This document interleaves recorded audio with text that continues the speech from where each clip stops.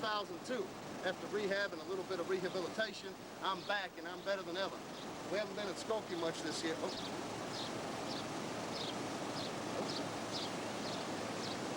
Hold on, folks. We gotta buy it.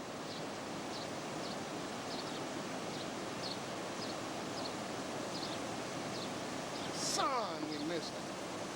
Oh boy, that was exciting. We're using our famous stink bait method today. And what we got here is we got a new bait. It's called Primo Hog Wild Catfish Dip Bait. Super sticky. Kind of like the Sunnies we used to use in the past.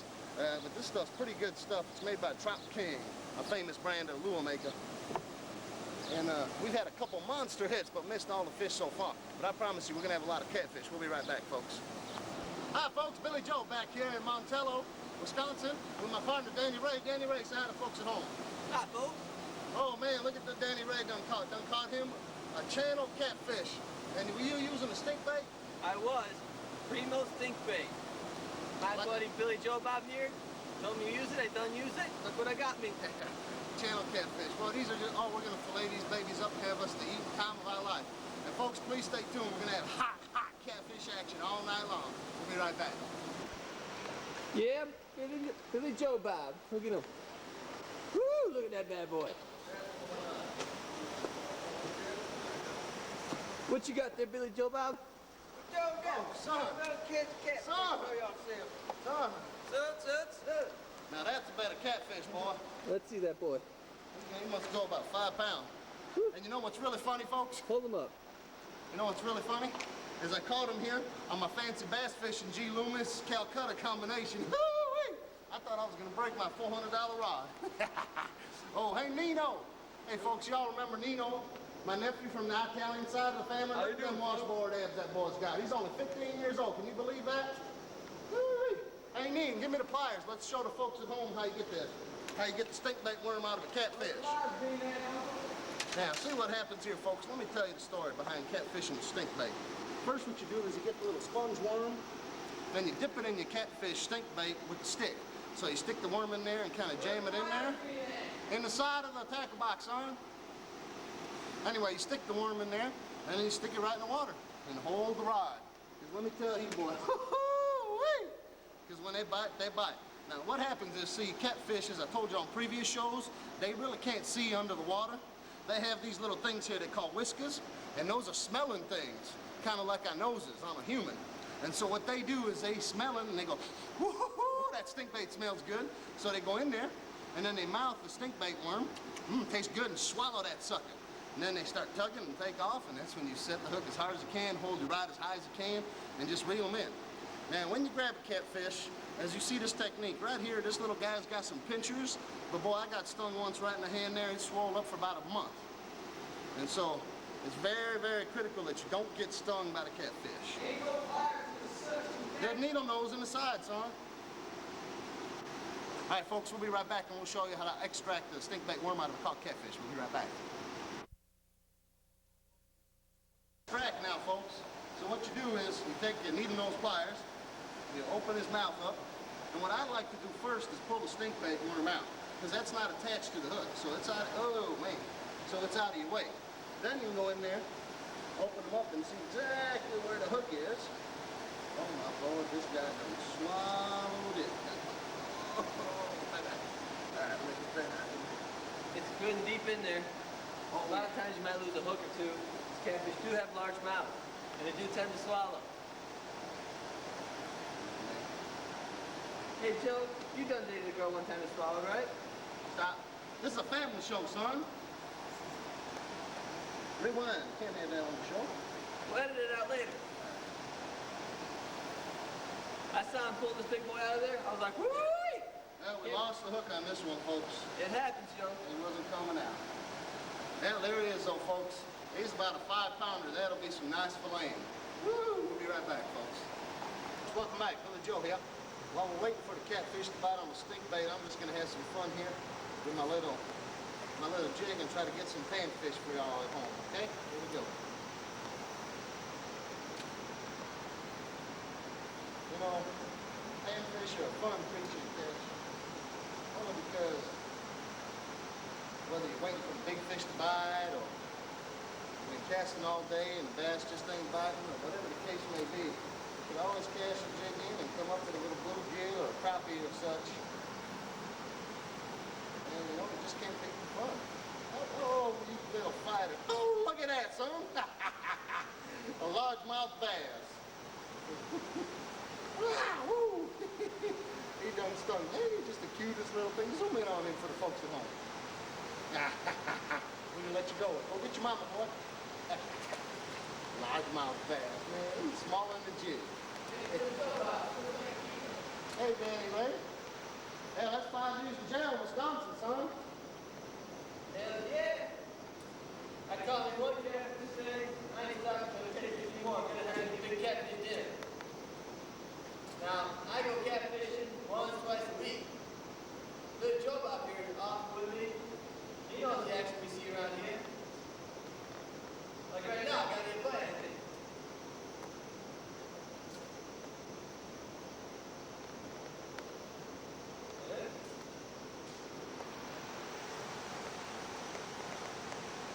Little Joe Bob, say something to the camera. Hey, son.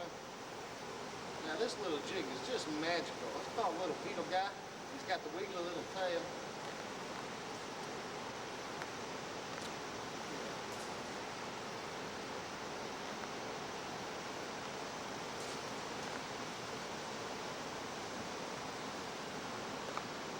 Why don't you tell the folks at home, Billy Joe Bob, how he goes about catching fish on that there jig?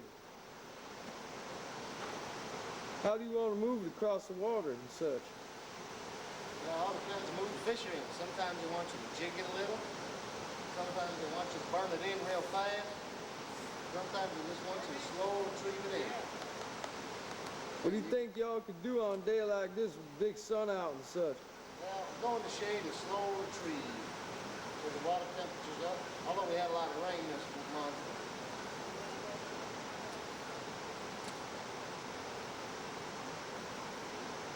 While we were off camera, we caught a pretty nice crappie and some other bluegill, along with that baby largemouth bass.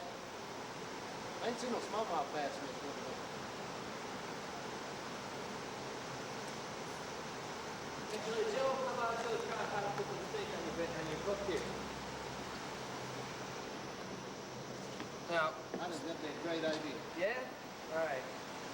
Snake bait, as you can tell, smells bad. So what you gotta do is be careful when you touch it not to get it in your hand. Otherwise, your significant other, you know, wife, girlfriend, she won't touch it. And, you know, you'll be able to barely stand yourself. It smells pretty bad. It kind of looks like peanut butter. What you do is get yourself a stick like this, mash it around it there, get heaves of it on your hook. The more the better. Catfish love this stuff. They've been eating it up all day. Don't know why, but they like it. Now, ever since I've been fishing, I've been using this regular worm, but for catfish, their bottom feeder, you gotta use this crap with a heavy weight, so it sinks to the bottom. You wanna kind of make it look like that. I know it looks nasty, but it does the trick.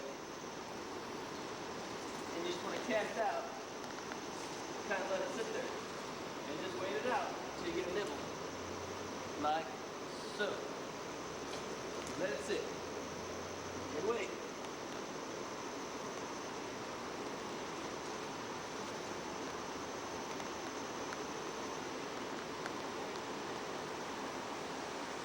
Well, folks, I hope you enjoyed the interlude with Danny Ray with the stink baiting and such. I'm going to continue casting for some crappie, brim, bluegill, sunfish, whatever you want. It's Billy Joe here. We're driving away from our Montello fishing spot with Danny Ray and my nephew Nino. Hey. And we got us 2 nice catfish. We got about 10 pounds worth of meat. And we're going to head in and have my mama cook us up some lunch. She lives up here in Oxford, next town down the road. And after we're done eating, we're going to head out to Princeton, Wisconsin, which is also the Fox River, by the way. And y'all remember the Fox River from the Kenner Dam Catfish Special, where you only caught no catfish and a walleye and a bunch of sheephead. But anyway, we're going to go down to Princeton to my brother's old friend, and she's got a private dock right on the Fox River, and we're guaranteed to have a great afternoon of catfishing. Danny Ray, anything for the folks at home? How'd you like that afternoon this morning? Wasn't that fun? Man, I tell you what, when I was reeling that catfish, woo, it was like I was born again. Yeah, and y'all had your victory cigar too, don't you, Oh, Danny yeah. Ray? That's what it's all about, folks. We're gonna go fillet us some catfish, eat it up, smoke us a cigar.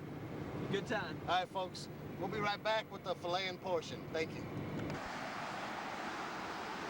Really bland mozzarella in there. Hi, folks. Welcome back to the filming portion of our filleting.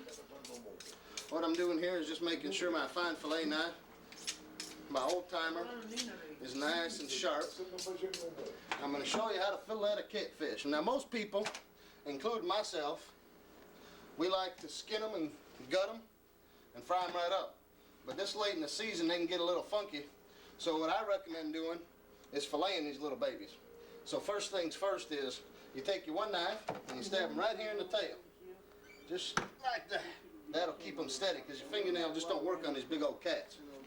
Then what you do is you get real close up on the tail like that and just go right along the backbone just like you would any normal fish filleting. There you go.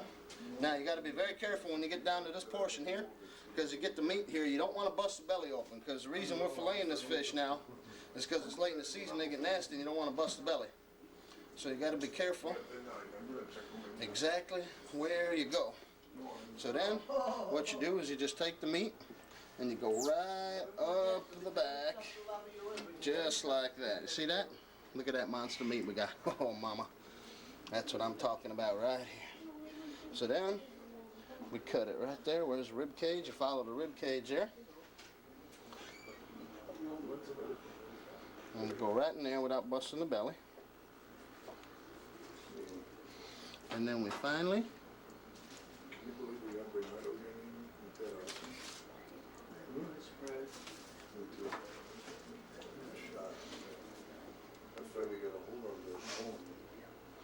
go right along there. And then we got a piece of meat. Then we flip them over and we get the other side just like so. We do the old stabbing motion.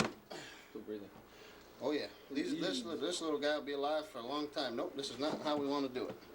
We need to turn our operation around. Because remember, we don't want to cut into the belly. And if we have them on that side, we're going to cut right into the belly, see? We don't want to do that. So, then what we do is just go just like that. Cut down. Don't sting me, boy. Billy Joe going to fry you up anyway, but... Okay. I'm much better left-handed because that's really the way I fillet, but got to get this side somehow. I mean, this is the fattest piece of meat on a medium-sized catfish I've seen in a long time. So what I want to do, make sure we stay under. Look at that. Look at that piece of meat, folks. Oh, my Lord. Oh, missed a little piece of meat there. Folks, this is my mama's house in Oxford. She lives near the farm. If y'all remember the nature special we did with the horses and oh my Lord and such. Yeah, we're right down the road from my brother's farm. And if y'all remember the goose hunting special and how my little nephews from that Italian side were little guys.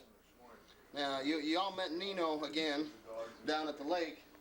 We're gonna bring Bernardo. Look at how big that boy is. 15 years old. That's Bernardo. He's 17. Look at that. Oh, he's like a lumberjack, ain't he? Say hi to folks at home, Bernardo. Hi there. Yeah, this is fun. Now, if everything goes well, we're going to take Bernardo out for our Princeton portion this afternoon and try to get us some more fish so we can have a nice dinner. Now, we're almost complete with the first step of the filleting. You ever fillet catfish, Bernardo? No. Usually gut and fry them, right? Yep. I'll take it from your Uncle Billy. This time of year, you don't want to do that. I mean, Why is that, Billy Bob? well, because, see, catfish are bottom feeders. And even they're about the yummiest eating fish in the world. They're like walleye or perch or other yummy fishes. When it gets this late in the season, being a bottom feeder, they're going to have a lot of stuff in their belly that you don't want to touch or eat. And so what happens is when you gut them and the tummy opens up, it contaminates the meat. And then you got that bottom feeder smell on the fish. So now we get rid of this little guy. Just like this. Okay?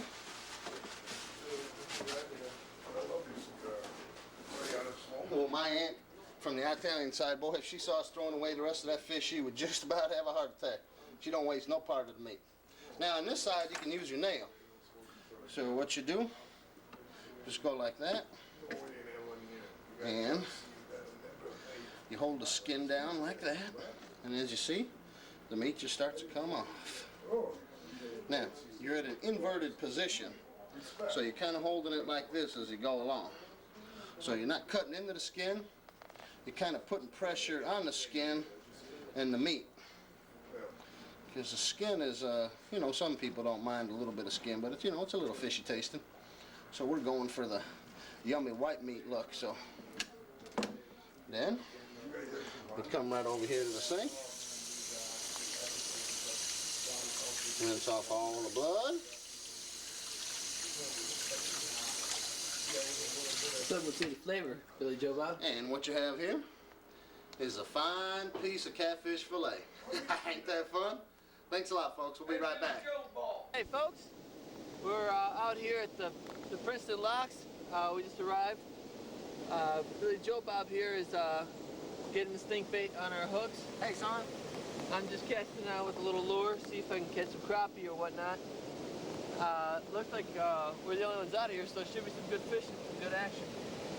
We got those other, so we got those catfish already filleted, so hopefully we get a few more pounds of meat out of here, have a good dinner tonight. It'll be a good time. Now, Billy Joe Bob there is going to cast off. There he goes. Got some good distance on that bad boy. Look at that. All right, boys, watch that rod now. You have to be a little less sensitive here because of the current. Now, you're going to know when you have a fish on because this rod's going to go like this. When you get a, see, this is just the river current messing around now. When you get a fish, this thing will go like this. Come right off the bound. And you have a fish, set the hook in. We'll be right back, folks. Folks, welcome back. Oh, my Lord. Look what Billy Joe got. We got so excited the cameraman forgot to turn the camera on. And everything went to the horses, man. Oh, my Lord. Anyway, I caught this one again on the G. Loomis. Now, I've never seen a flathead hit stink bait before. But, you know, this is a monster flathead. Look at the size of him. He must be 9, 10 pounds. Now, he's good enough to eat. Any bigger might be a little rough, but we're going to keep him. Oh, I've just never seen anything so good. Look at it. Oh, say hi to folks at home, little fishy. Oh, he said, I just see that. Ain't that the cutest thing? All right, folks, we're going to put him on the string and we'll be right back. This way, other way. Oh, Joey's over here. Get over here.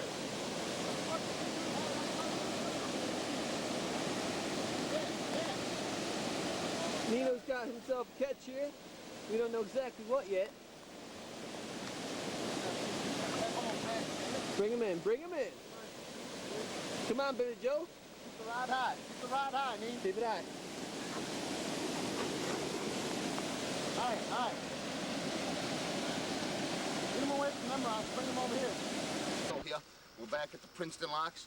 We're getting ready. It's about 6 in the morning. The sun's just coming up. And we're going to hit the locks. We're going to try to get some of the monster flatheads this morning. Danny Ray, we're going to have a good morning. I got a good feeling. What about you? I'm good. I didn't sleep a wink last night because I was so excited about these flatheads. Oh, my. If it's anything like yesterday, it's going to be a good time. All right, here we go. We'll be right back, folks.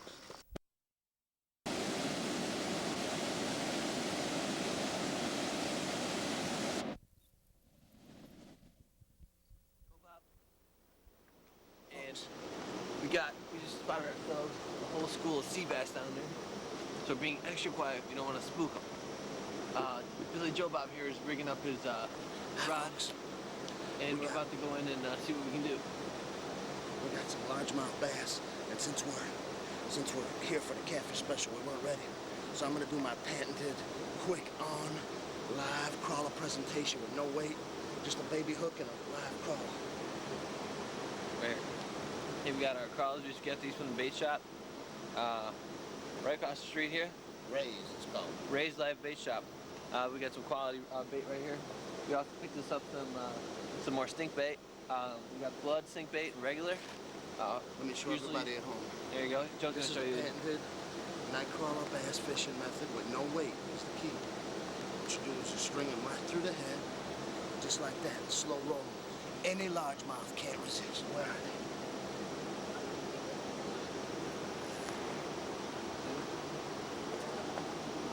Folks, as I stay down where I'm from, oh, it's on. Let's follow Billy Joe Bob in here. See how he didn't cast directly into the school, so he wouldn't spook it. And I'm slowly gonna reel across, right in towards them. You can see those sea bass go crazy now. There they go, see them? They're all going for the hook, and he's got one on there. Nope.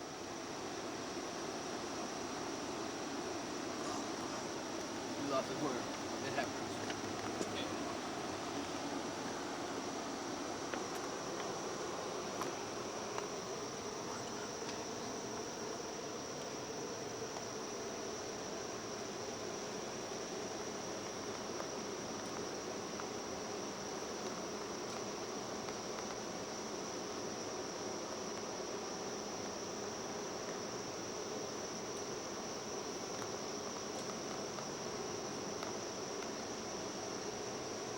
See them? They're all following that worm. Yeah. The trick is once you there you go. Once you get one on there, you just yank. There you go. Ah, little fella. Go get your papa.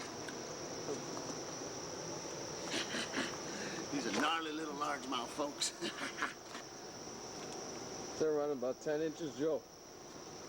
Yeah, he's about 8, 9 inches. And he's really hooked good, too. Caught him through the tongue. Let me give that a kiss. There, folks. All right, let me show you what to do, Danny Ray. Danny Ray, what you do is when you get them out there, this is called sight fishing, okay? Yeah. Now, when you loft it on there, now you watch the worm. After you see him take it under the water, reel in the drag and set the hook as hard as you can. Look, look the one that takes it under. Okay, don't reel it now. Let it sit there.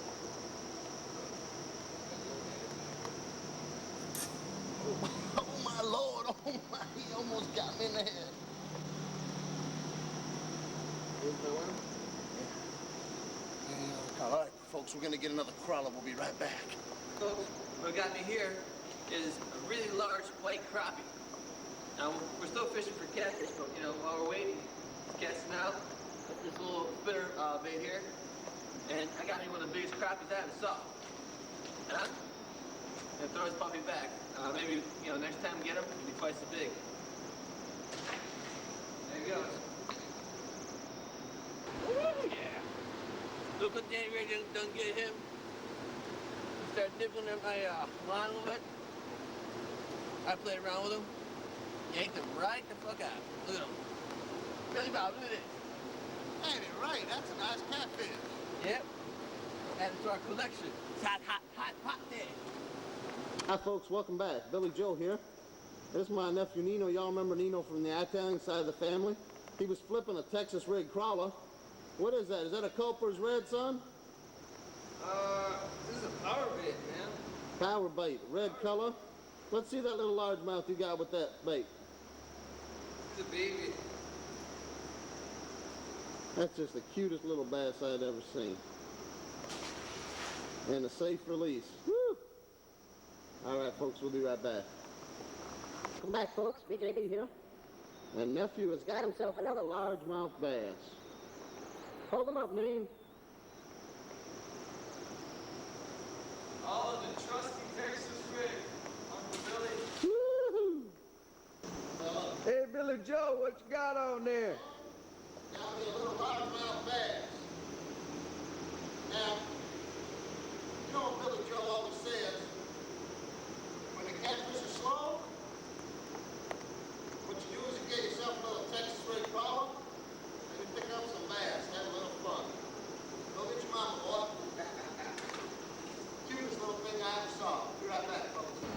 What you got there, good buddy? Got me another little largemouth bass. A little fighter he is. Let me see him. Oh, little guy. Ain't he cute? He's cute as heck, boy. Tell him to call his big brother and his family and, you know, have a little fish fry. Got us a water moccasin sight. Now, they may look like friendly old snakes, but folks, no they ain't. I'm still flipping my Texas rig crawler. I just had a massive strike from a largemouth bass and I lost him because I didn't set the hook proper. But that is just a scary sight. Now, I ain't no snakeophobic or whatever you call them, but let me tell you something. Oh, Lord! Oh, man, I almost hit myself in the head. You see that? Oh. But let me tell you something, man. Water moccasins or any kind of river snakes, or any kind of big snakes, anything other than a garden snake, make Billy Joe really nervous. Now, folks, I hope to be right back with a bass. Hi, folks. Billy Joe here. Tied out a beetle spin spinnerbait with upsized quarter ounce from an 8 ounce. 8 ounce, just kidding, bluegills. I got a school of black crappie over here that I'm excited to get some for us on a TV show. Ooh, just right high. Ooh, small largemouth bass, man. Let's go. None of the crappie move. Let's get back over there. This is exciting action. Boy, I wish your camera would make it all the way over there. Show you the school crappie. I just swam through them. Boy, they just ain't biting. They don't like it. I caught one a few minutes ago. It was about 8 inches. There's 12, 13 inches over there. And we'll be right back, folks. Hopefully with some crappie action. Folks, we're going to show you that monster school of crappie. I'm going to try to get my lure right into him, just past him, and try to lure him into a strike. See them there, all crowded together? Hiding right on that wall. I ain't exactly sure what they're trying to do yet.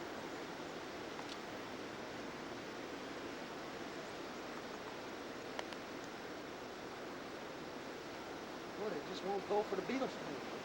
I got one there a little while ago.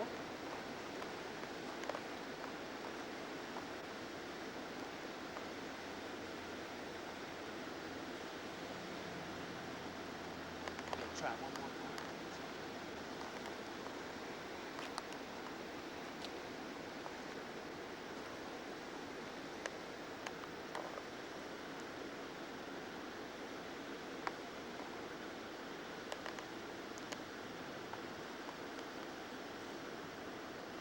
Lord, pull it right out of his mouth. Dirty little dog. Three's a charm.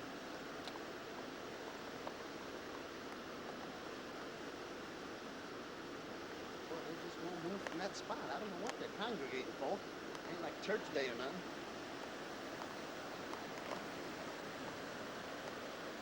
Got a bluegill or something playing with him. Or he can't get his hands around.